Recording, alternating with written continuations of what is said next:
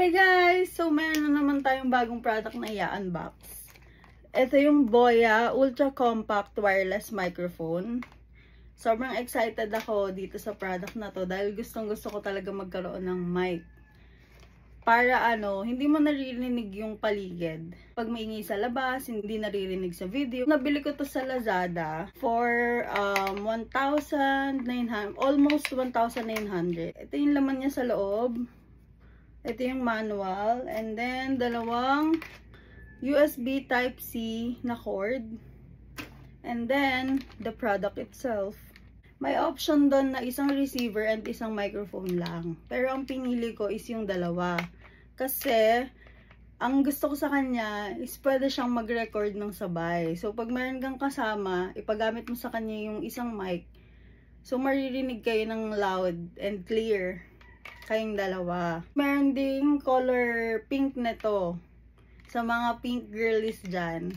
Pag gusto niya ng pink, meron sila. Ito yung receiver. Ikakabit mo to dun sa charging port ng cellphone mo. So, I got the USB Type-C. Kasi, puro Type-C na yung devices ko. Meron ding for lightning. Ayan. So, pili ka na lang doon. Kung anong gusto mo. So, ikakabit mo to dun sa phone. Tapos, ipa-power on mo tong mic. Ayan. So, magko-connect na siya ng sabay. Basta i-on mo yung mic. Then, magko-connect na siya agad-agad. Tapos, itong blue naman, is ito yung noise reduction button. Para pag ayaw mong marinig yung paligid na maingay, so, i-click mo yan. Try natin. So, ikakabit ko lang. Medyo tatahimik tayo. Okay. Pag kinabit mo na siya, blue light. Tapos, i-click mo tong noise reduction button. Then, magiging color green naman yung ilaw niya. Okay? So, naririnig nyo na ba ako ng loud and clear?